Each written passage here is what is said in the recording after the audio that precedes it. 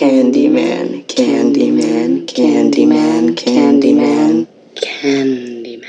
Good morning, Vietnam! I love the smell of napalm in the morning. You're gonna need a bigger boat. I feel heat, the need for speed. Roads? When we're going, we don't need roads. Snakes. Why did it have to be snakes? I'm Spartacus! I'm Batman. Hello, everybody, and welcome to another episode of the Moviescramble podcast. Today's format is going to be slightly different. We're not going to do our usual review and picking a top three of themes and stuff. We're going to do a special on the movie Candyman, the original 1992 version, basically because the new one is coming out soon, and we thought it'd be a good idea to review this one and then do a comparison with the new one and see how both films kind of set each other apart over the course of 30 years. Almost. It's a bit of a gap between them. But and it's a full house tonight in the Moviescramble Towers. We have Mary and John. Mary, how are you? I'm really good. I'm excited to discuss this for so many different reasons. I'm so glad to see your two handsome faces. And John, how are you? Well, my handsome face is very glad to be here this evening, obviously. My style team have outdone themselves as normal, but, you know, I don't like to give credit to anybody else apart from myself. But apart from that, yeah, all good, yeah. John's style team has really outdone himself as usual. His butler has not, as he gave him a tiny cup of tea, which he was drinking from earlier. But unfortunately, poor John actually genuinely thought this cup was a normal size cup, and his poor wee world has been shattered. But yeah, we're going to be discussing the 1992 film Candyman. Have you ever heard of Candyman? If you look in the mirror, you say his name 5 times. In cities everywhere, Candyman. they whisper his name. Right? Candyman. It's just a story, Candyman. Candyman. just a ghost story. Candyman. Directed by Bernard Rose, starring Virginia Madsen, Tony Todd, and Xander Berkeley. The movie is based on the Clive Barker short story The Forbidden, and Clive Barker's stories have all been kind of hit and miss when it came to hitting the big screen. Hellraiser being a very good example of a good one, Nightbreed a very kind of controversial one, Lord of Illusion, very underrated one, and Candyman, which a lot of people really, really like. But after Mary's conversation in the group chat, this could be an interesting discussion. The movie centers around the urban legend of the Candyman and a Chicago graduate played by Virginia Madsen, who is investigating the legend of the Candyman, who has been hanging about the Cabrini Greens public housing development in Chicago and allegedly been murdering people and maiming them. So as she investigates the legend of the Candyman, she accidentally summons, well, unwillingly summons, I should say, the tragic spirit himself, who seems to have an unhealthy obsession with her and goes to some great lengths to prove his love for her. Mary is dying to speak here, but I'm going to have John speak first. I'm not dying to speak, I just need to laugh. John, Oh, dear. what's your thoughts on Candyman? Did you see it first time round? You've watched it again recently.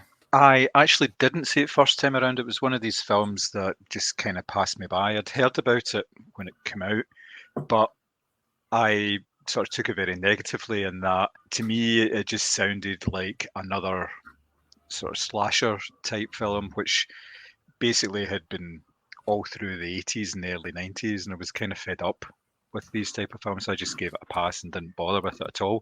It was only when you were talking about it and gave me a few ideas about what the film was actually about, I thought I'd go back and have a look at it. So it was actually last year I gave it a watch for the first time in sort of preparation for the new film coming out, and I was surprised by it. I didn't think I would like it, but I did actually like it. It's not a traditional horror by any means, which was the first thing that kind of really stood out to me. Like we've mentioned before with our discussions in horror films, it's mainly set during the day. So there's that sort of difference in it. It's not shot like a normal horror film, and the pacing is totally different to a horror film as well. So in that respect, yes, I was quite intrigued by it.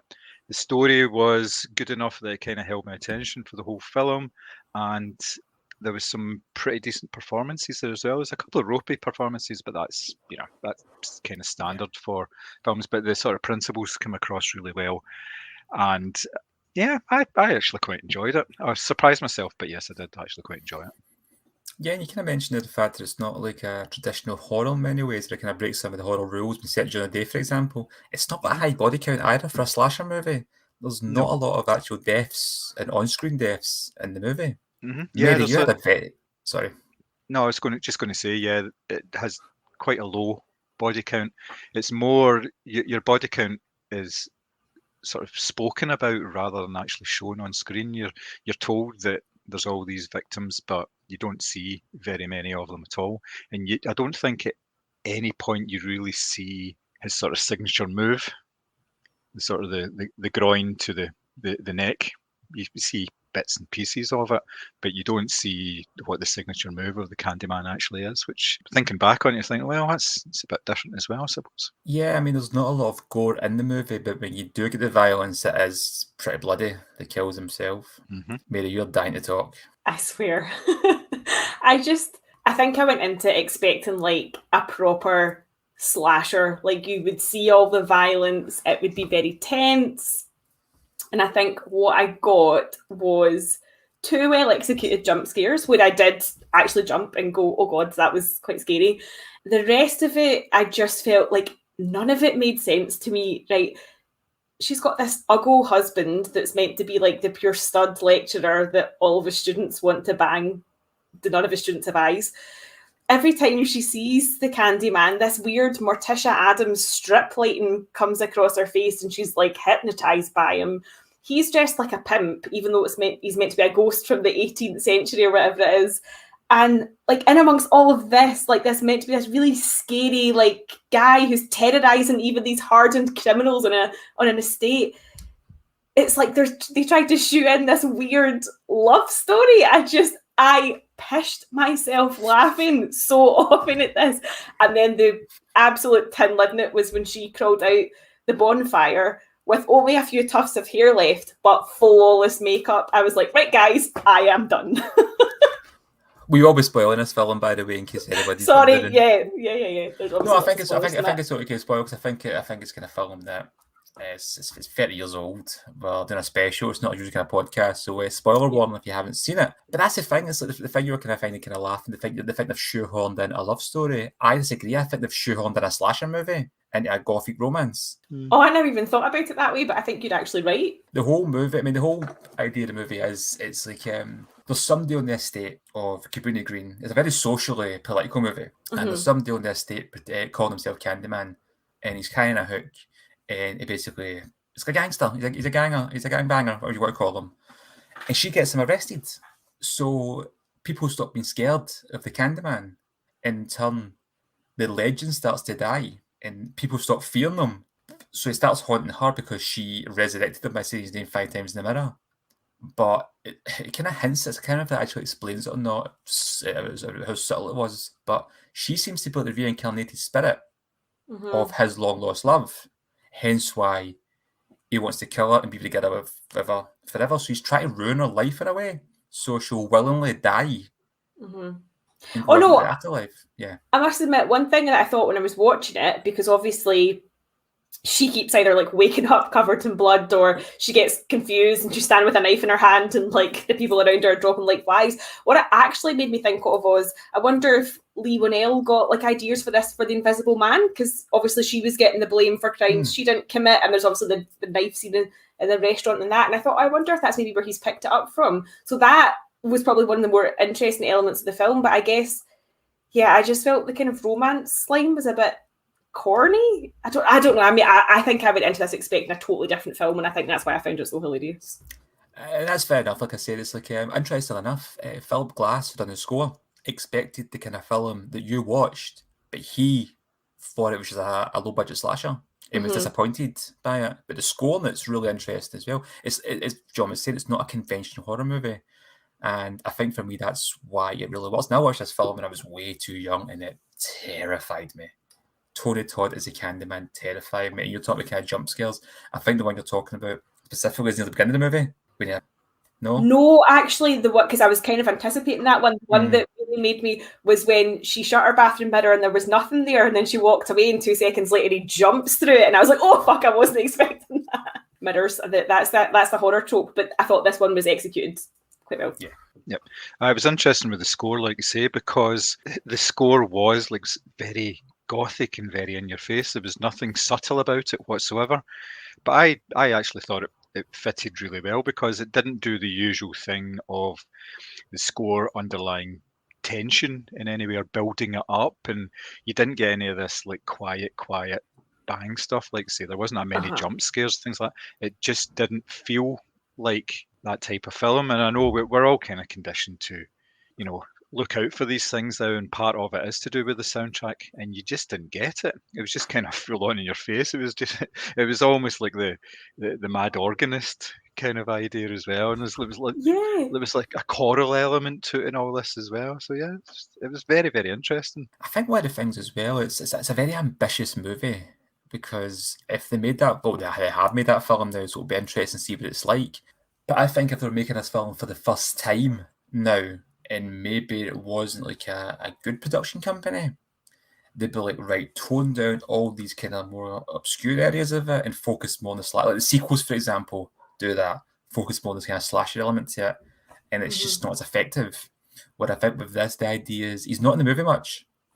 Doesn't kill a lot of people. You don't see him kill a lot of people. But when he does appear, I think it's really effective. And his voice is very interesting. When you do see him, it's kind of like in broad daylight, just walking about. He doesn't hide in the shadows. And he stalks her. It's a very interesting idea for a movie monster. He doesn't move about an awful lot either. Doesn't give an awful lot away. In that sort of respect, he reminded me of Hannibal Lecter, because he's quite still. He's using the power of his voice and just his presence more than anything else, which is kind of refreshing. There's no need for him to be over the top. Mind you, he does have his moments, obviously. But again, he didn't use his hook when he actually killed somebody. He ended up using a knife, which I thought was a bit bizarre since he had a bloody hook attached to him. But yeah, it's just the way of it. I know what you mean about how it would be different now if the film was made and toning down certain elements, because it spent the best part of about 30 minutes sort of underlying the tensions within the city, and the fact that it was like the housing projects, and the building that she actually lived in was originally designated as that type of building, and they just like sort of done it up and sold it to the white people, and they worked out that it had to be done that way because there was no. They talk about natural barriers in this film as well, like between the Cabrini Green housing projects. There was natural barriers between like the middle of the city and things like that. There's like a freeway and maybe a river. I can't mentioned a river as well. So therefore, it was kind of cut off and isolated. So that's where you put poorer people, and obviously the poorer people in this film were the blacks, obviously, because they were the ones that I think it was like a plantation and all that as well they were talking about, or that's the kind of area that they all lived in originally, so it followed through and all that as well. I found that quite interesting, and it took its time building this up. Spent an awful lot of time talking with like people talking about the legend.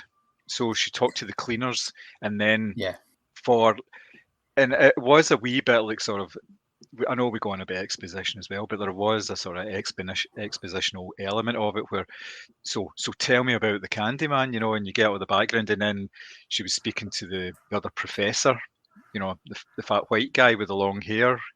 He looked like a sort of faded member of like Chicago or Journey or something like that, He looked like an old rocker. He was explaining, and it's so, it's almost, it was explaining in a way that was kind of putting her down at the same time, which I found quite interesting, because all through the film she wasn't taken seriously by any sort of figure of authority.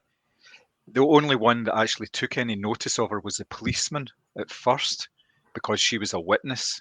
But then when she was being accused, it was just a case of, oh, she's a hysterical woman, put her in restraints. And don't believe her, so she was put down. That's where so much of it, I was thinking, this is almost identical to the Elizabeth Moss character's experience in Invisible Man, and in that sense, like, it's a very socially conscious film. Like, she's literally in her ivory tower in the nice bit of the city, and she has no experience of, she's a university professor, presumably someone who's very educated, obviously has a good life, money, etc. And she goes into these apartments, and those apartments are horrifying for her because it's not what she's used to, and yet the irony is they're identical to her building, even in the way they've got obviously the links between the apartments and stuff like that, which they point out quite early on in the film. But it felt like almost like 3 separate films in that case. So like if there was going to do like a socially conscious narrative, that was really interesting, but it never quite got deep enough. There was the slasher elements, but they never really went into that either. And then there was this kind of gothic romance, and I'm okay with that as well, but I just didn't feel like the 3 really worked together. They were too separate in what they wanted to achieve for all these different narrative strands. Yeah, so I disagree, but I agree.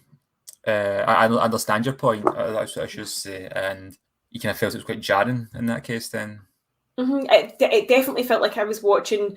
3 different films where everyone was fully committed and they were really going for it, but it just didn't. None of it kind of melded together for me, and there was like different elements of those storylines that I wanted to see more of that I didn't get. And because I was expecting a slasher, and as Jonas quite rightly pointed out, the body count's really low, I didn't get that either, and I didn't really get much more of the.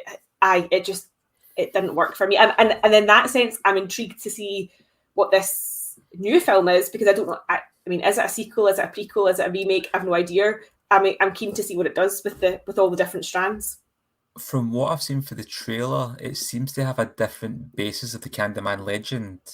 Right. But I don't think it discounts the history of this one. Okay. Because I know there have been sequels to this one as well, but... Yeah, the second one from memory wasn't too bad. It kind of goes into a lot more of the kind of history and the origin of them. But the third one was terrible. You're the expert on the horror sequels. So. Yes. I do think the new one looks really good though.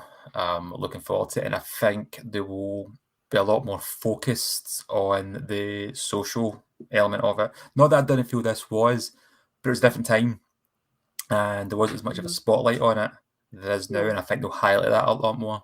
92, when were the Rodney King riots? That's a good point, point, about the same time. I would argue this is probably quite a peak time for that sort of thing. I suppose, I suppose in terms of like what they get away with, in terms of like a white filmmaker called Bernard Rose trying to highlight social, it's that kind of idea compared to the current production team. No, and I do get that, and obviously if there were maybe more black voices involved in the film, it would look and sound different. Although I read, and I don't know if this is just one of these kind of crap things, but is the book not set in Liverpool? But they just moved it. I haven't read it. It's a short story. I think it's in the Books of Blood collection, and it's more about a kind of social working class element in Liverpool, which was then swapped for Chicago. Kind of focused on housing projects. So the themes, the story's origins, it's got that kind of social injustice in it. And I'm just really looking forward to all these really hot takes about how Candyman is some woke trash, the new one. With people having no idea of what the actual story's about type idea. Because it's coming. Oh, absolutely. And the one thing I would say is that did kind of, apart from the obvious sort of Invisible Man sort of comparisons I could draw, I thought it was quite interesting that it was a sort of urban legend, and then it became a real gangster, or whatever you want to call it, sort of picked up that persona and started terrifying people that way. So there always was this fear, but it always was real as well. It just was being executed, if you'll pardon the pun, in different ways. That was quite interesting. But again, I felt like there was too much going on, all getting snuffed together, and not much of it was, as I say, I did laugh quite a lot, which is not usual for me in one of these types of films. It really isn't. It's interesting we kept talking about the social elements of it, especially the kind of racial elements in that time. The director was concerned there was going to be some controversy over depicting racial stereotypes, and he had to go to like all these meetings with the NAACP because the producers saw it. The producers were worried that it was going to be controversy. So maybe there's a socially conscious element of it in the production, but I don't think they were looking to spotlight the issues in the same way they would now. At the same time, there's a socially conscious element of it, right? And it does really expose this kind of black-white divide in the city at the time. But also you've got this kind of quite racist stereotype then of a black man pursuing a white woman, like in all these sort of like, you know, racist narratives, it's like, oh, black men are coming after our women. Well, this kind of delivers that narrative on a plate, which is interesting in a film that's actually going out of its way to highlight social injustices. But also interesting the fact that that's the crux of the movie, that he was murdered for being a black man in love with a white woman. So it comes full circle in a way. Yeah, it absolutely does. For a film, but for you could almost sort of gloss over the origins if you're just looking purely at the visuals. Yeah. It's not a very balanced narrative in that sense, I guess. But yeah, it all got a bit, like you were saying about the choral elements of the music, I started feeling it got a bit Phantom of the Opera at the end, especially when they were like sort of dancing around each other and stuff like that. And I don't know, it totally wasn't what I was expecting. So I'm quite excited to see the new one, to see if it's a more conventional horror. That's not to say I don't appreciate films that sort of play with their genre types. It's just bizarre. Yeah, you could tell that quite a lot of it was done in a soundstage rather than on location. I think it did a couple of days in location in Chicago, but the rest of the time it was obviously within the sort of studio, and you can tell with the apartment setups and all that, it was just a wee bit, you could tell it was stagey. It was built that sort of way. It used certain cliches, you know. They thought, right, how do we make this grimy? Well, we'll put graffiti everywhere, that kind of idea, you know. Yeah. But that element of it, the sweets for my sweet kind of thing, was quite good. I thought that was quite a nice wee phrase that they obviously had everywhere. Obviously, it was written graffiti-wise, or it was written in shit, depending on the location. Yes. That bathroom was the scariest thing in it, because when she ended up on the floor, I was like, I'd be wanting a tetanus, because God knows what's on that floor. Like, it was grim. You're not going to get that out of your skirt, hen. Yeah.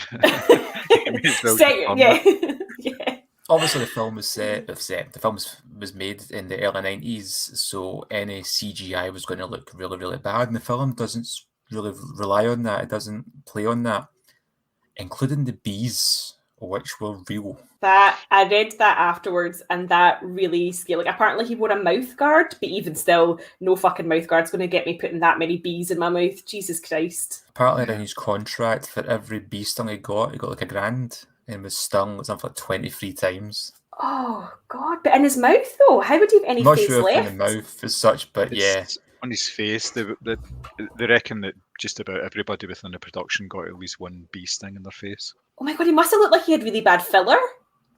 His face must have been out to here. Jeez, oh. And was that, like, did he know that before he signed up to this film? Yep. Yeah, he's like, put in my contract, I'm getting paid if I'm getting stung. Oh, way. Apparently it was a particular type of bee that supposedly shouldn't really have stingers, but obviously there'll be ones in there, because it was thousands of bees, wasn't it? It wasn't just like a couple of hundred. They were all over the place. I was really impressed with that sequence. Just, it took its time, and you could see the bees just coming out really slowly. That's why I didn't think it. I think it must have been CG'd, but obviously it wasn't. When I'm same as you, I read about it later, and I thought, my God, that must have been horrendous to do that. Just preparing, you know. Yeah. Okay, Tony, just another 40 bees, and you'll be set, you know. How do you though? How do you? And somebody's like, guarantee, oh, just put this mouth guard and it'll be fine, and you can just hear them all like buzzing. There's.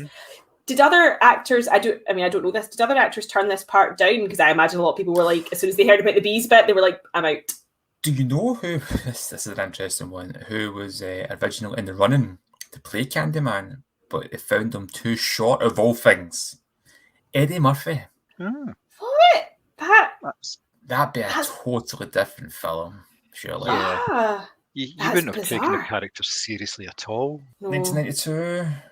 Beverly Hills Cop things. Yeah, I mean, I don't know how you do that. That's bizarre. I mean, I understand the short thing almost, because he's meant to be a big sort of imposing character, but to me, just tonally, would it just been the wrong choice? I just don't get it myself, personally. But hey, it's been an interesting film. And Sandra Bullock was almost in it. And this is pre-Speed as well, so she would have been as well known. If Virginia Madsen didn't agree, Sandra Bullock was apparently waiting in the wings to take it. I'd unknown Sandra Bullock at that. So you've got Sandra Bullock and Eddie Murphy in this movie in a parallel universe. That's actually strange to think of, isn't it? I actually thought that Virginia Madsen was quite hammy in this, especially as I say, when like the light sort of when she was allegedly being hypnotized from him. I was a wee bit chewing the scenery slightly.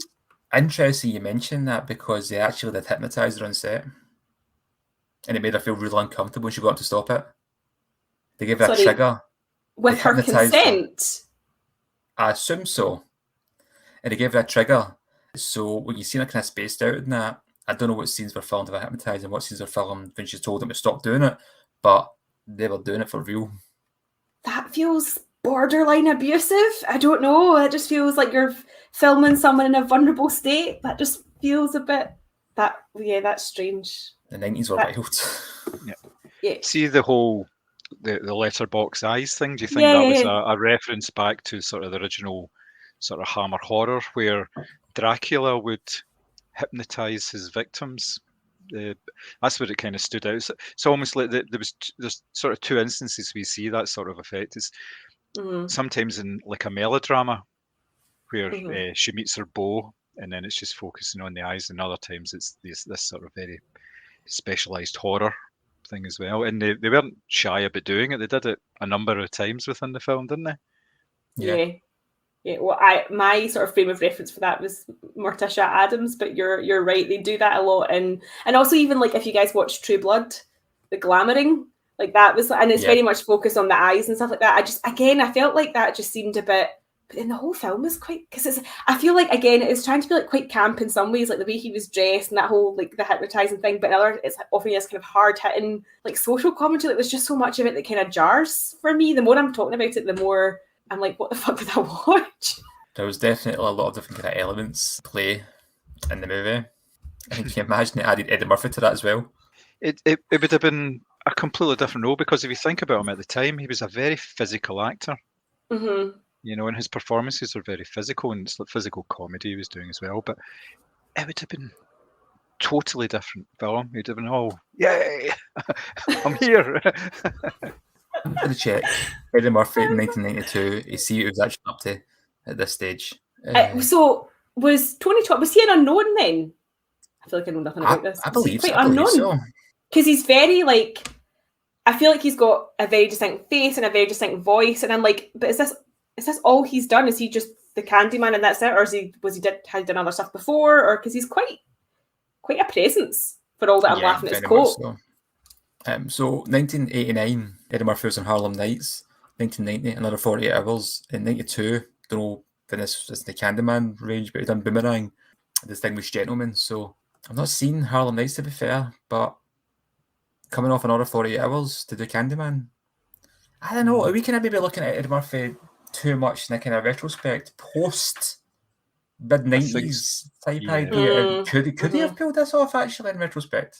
Yeah, because he was kind of done with Beverly Hills Cop at that point. And like you say, like those films are more serious and actorly rather than frivolous. I don't want to say frivolous, so you know. No, but I know what you mean. Not in a bad way, but yes. It's not Norbit. No, I'm having a wee look at. No, I was going to say, anytime I think of Eddie Murphy, I just think of Donkey from Shrek as well. So I'm just like, I can't have Donkey from Shrek being this like mass murderer with a hook with a hand. Oh man, that is wild. That's absolutely wild. Sandra Bullock, I can totally get on board with because she's good at everything, right? But I also just the chemistry between them is weird as well. I don't know what I watched. I just feel like I was in the Twilight Zone for it all. See, I do love Tony Todd in this, but I'll also love him in Final Destination. Yeah, he's so good in that. Yeah. Mm-hmm. And it's such a random role. He just pops up to explain the plot. I know we'll talk about this before the pod and that, like really bad exposition. This isn't it.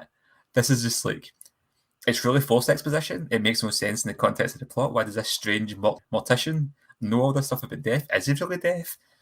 But it's still pretty cool.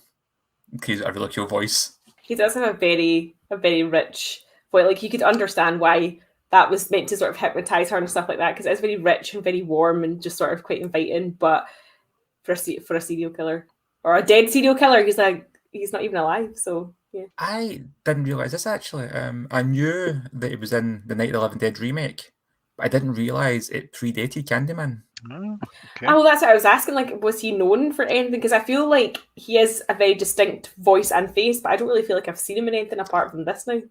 I am still going to say what I mean. You kind of look, it's all kind of TV stuff, small parts in films. He's in Platoon, for example, which I think I remember him in. Now that I think about it, he was in Star Trek for a few episodes, like Generation.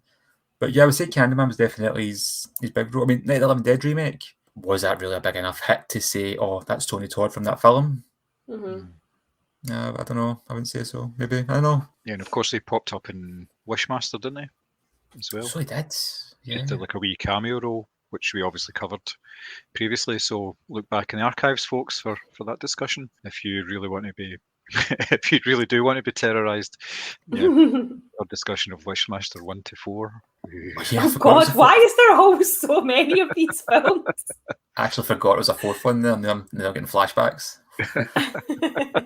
Jesus. There was one part of this film I didn't find really kind of up for me. I just, you're talking about the tonal element, Mary, and for me, I didn't find it was a lot of jarring. But the scene when he murders the psychiatrist in the office and flies out the window just seemed a bit over the top to me. Is it because you could see the straps? Because that really distracted me. No, I just kind of felt it's like everything up to the film at that point was really kind of subtle.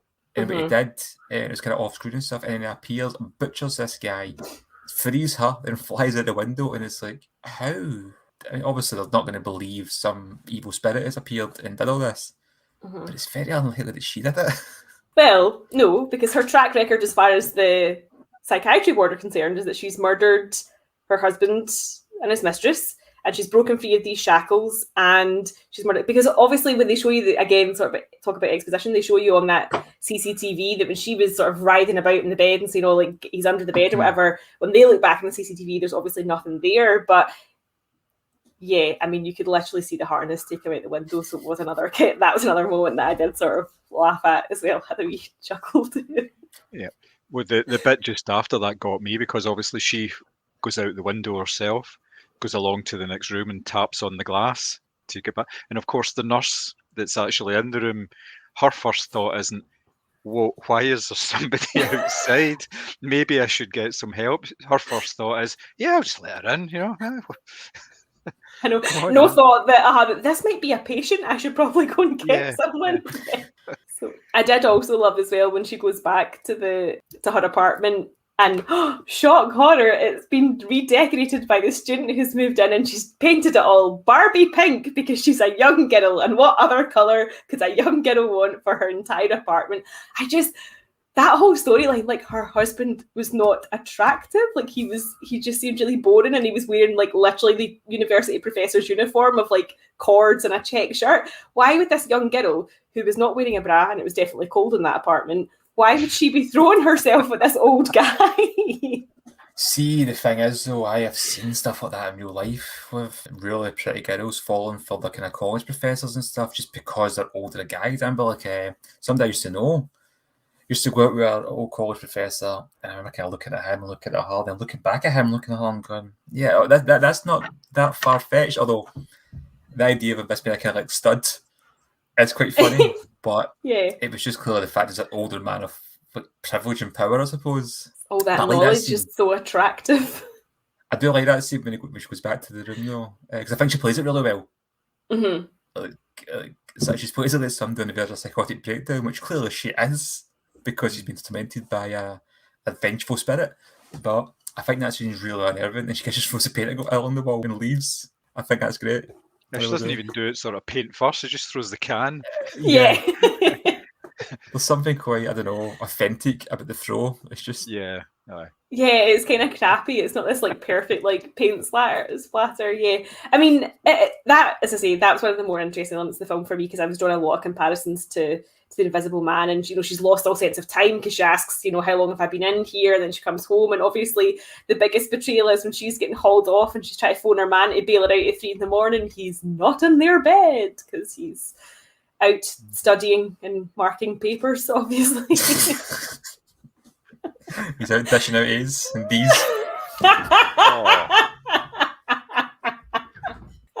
absolutely fucking cracking. Brilliant. Yeah, I was also wondering though, like it's not like he's got a job like a police or something like that, where he's to be like on shift. Like, what possible excuse could a university professor have for being out all night that she's just like, oh sure, hun, and didn't suspect an affair?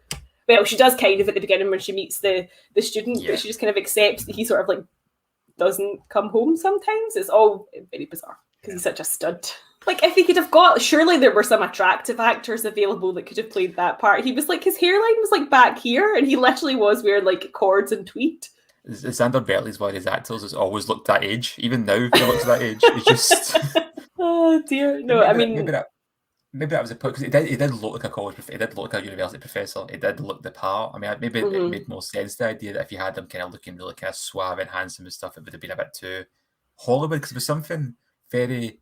There was nothing glamorous about this movie. I was just about to say, actually, on the whole, it's quite an unglamorous movie. So maybe it would have been ridiculous. You're right to have somebody who was because even Virginia Madsen isn't like. I mean, she's well dressed and she's like fashionable for the time, but she's not like super glamorous either. Yeah. And she smokes as well on screen. Oh, everyone was smoking like crazy in that film. It was like they barely finished one cigarette before they were lighting up another. I was quite surprised to see that because I know that obviously if you watch like film noirs and stuff like that, they're constantly smoking, but I guess I'm kind of in more modern films you don't really see that so often. So I guess I was kind of surprised by And there was one bit in it as well, which actually made me chuckle. It was quite late on, and she was sitting. I think she was going through the slides, and she pulls out a cigarette, but she pulls out from a cigarette purse. It's like a wee purse, and that's a very sort of. I don't know about anywhere else, but it seems like a very sort of West of Scotland thing that you get a purse for your cigarettes because it's just the right size for the Super Kings, that you can put in there. We honestly, fun fact, we used to sell him in Watt Brothers and we grannies would come in and buy them. Yeah. Can you imagine like Candyman being relocated to like Glasgow and set in Postal or something like that? Well, I must admit I was intrigued by this whole idea that the book was set in Liverpool, and I was like, I wonder why they changed the location, because you could have had an interesting sort of dynamic there as well. So yeah, I mean, I suppose it's just that kind of ways that people are more likely to go and see a film set in America than they are set in Liverpool, unfortunately. It's the same with the Constantine movie that Keanu Reeves was in. That was basically the reason for the change. We think more people will go and see a film set in America than set in the UK. Interesting. Just because it has become this sort of like, I would say that for all that he's not actually in this movie that much, and obviously doesn't come into the movie until quite late on, I would say he's one of the kind of iconic horror villains, and you think of him as quite American and that sort of realization. And then when I read afterwards that it was originally set in the UK, I was like, that kind of, I wonder how that's come about. But you're right, actually, like the whole idea of nobody's going to go watch a film in Liverpool. It would have sounded so different though. Yeah. It would have been amazing. Go and give us your best Scouse accent, Mary. Oh, I can. Like, come on.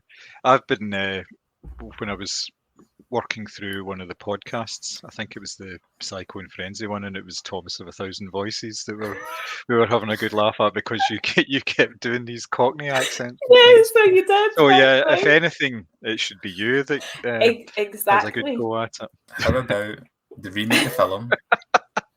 Put it back in Liverpool, which is fine. Danny Dyer plays Candyman. Oh man. I thought you were going to say Stephen Graham because it was set in Liverpool. That would have been equally impressive. He's too small. That's the only criteria. You're just too short, mate. If Eddie Murphy's too small, Stephen Graham too small. But I want to see. I told you I want to see Danny Dyer recast in every movie. At least one role. Yeah. That should be a game for the next podcast. The extended Dyerverse. Get people on social media to recast any movie of their choice, but Danny Dyer has to play one of the parts. It can be a lead part, it can be a supporting part, a bit part, whatever, but Danny Dyer has to be in the movie at some point at the expense of an actor. I've already told you my choice. I would recast Liam Neeson in Schindler's List. I would have Danny Dyer take it on Hitler. Now I'm thinking maybe like Inglourious Bastards, but rather than Eli Roth, rather than Brad Pitt, it's Danny Dyer. I was thinking something more classic, like taking on the Barbara Streisand role in Yentl. Oh my god! That's a stunning bit of work. How do you not have a casting agency? Oh my god. And it's, I can't even think of any film that would be made better by just having Danny Dyer in it somewhere, saying mug. He's done a couple of horrors, has he not? What's that one? I'm going to say it wrong. Is it Seven? Is that a horror? Severance, No? that's more like a horror comedy type idea. Yeah. I don't know how Dirty we've got Dancing. onto him, to be quite honest with you. Yeah. From all. Dirty Dancing starring Danny Dyer. Yeah, as Baby. I Yeah. was going to say as Johnny or Baby, yeah. Nobody puts Danny in a corner. Yeah. God. Do you know what actually would work? Bizarrely enough, a Clockwork Orange. Aye. Remake a see Clockwork Orange with Danny Dyer. Although I suppose he's a bit old now. But Danny, if you're listening, we've got big ideas for you, mate. Your career's going places. yeah, get your people to talk to your people. Make the magic happen. So, do we have any more thoughts on Candyman then? No, I'm pretty much done. I think Only that I'm intrigued to see what Nia DaCosta does. I'm intrigued. I am also very intrigued and I'm very looking forward to it as well. This is a movie, the new one is a film I have out my way to avoid seeing trailers for. Me too. And I seen a trailer the other week in the cinema for it, and I thought, this looks brilliant.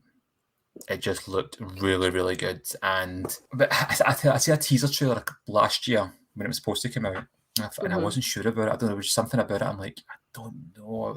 I felt they were leaning too much in the horror side of it. As stupid as that sounds. No, but that's what I was going to ask you, because that's what we discussed when we were talking about Censor. The trailer definitely makes it look like, you know, that kind of, as you say, John, the quiet bang type of horror. And I was wondering if they would do that with these Candyman trailers, because obviously if the film is a wee bit more about social commentary, they're not going to put that in the trailer. No, I think the new trailer I went and seen, it really doesn't skirt around the social justice element. They've kind of updated the idea of the black man being lynched to a very modern setting. As I'll say if I can't give too much away, but how they tell it in this context of the trailer is very, very effective. And you think, yeah, this film could be pretty special. Cool. Hopefully, I'm because excited to see it. I'm a big Clive Barker's fan, so bizarrely stuff. I've not actually read the original short story, mind you, but it is on the list like many, many things. So, John, would you recommend this movie? I would actually recommend it. I did enjoy it, so yes, I would recommend it. Mary, despite your misgivings, what would you say? I think this might be the first time I've ever said this, but I honestly couldn't encourage someone to go and watch this just because I found it too much of a narrative mess, and there was points, as I say, where I was actually laughing and I shouldn't have been. So actually, it's not going to be a recommend from me. Sorry. 2 recommends, 1 not recommend. I'm also recommending it. This is a movie when I first watched as a very, very young child. It traumatized me. Me and my cousin watched it and we were absolutely terrified. Did you go and do it though? Did I fuck? I have not done it to this day. It's just not going to happen.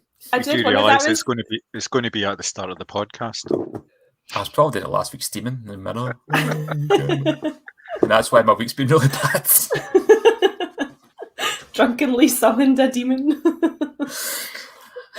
It's probably not the worst thing I've done. Yeah, doesn't even make a top 10, does it? Yeah, it's kind of just kind of one of the things. Yeah, that's us for our Candyman special. The new one is out when? It's very, very soon, isn't it? It's next week, I believe. It's next week, next weekend, so maybe? 27th of August? Yeah. Would that be 26th, 27th, the end of next week? So we'll be reviewing that when we go and see that. And it'll be interesting to discuss kind of both movies and see how they compare, basically. Yeah, but if you do want to get hold of us to talk about Candyman or any other horror films or anything you like in general, you can contact us on all social medias at Instagram, Facebook and Twitter, all at Moviescramble. And if you'd like to email us in, John, the email address is podcast@moviescramble.co.uk. Please get in touch with us. Let us know what you like about the podcast, what you don't like about the podcast.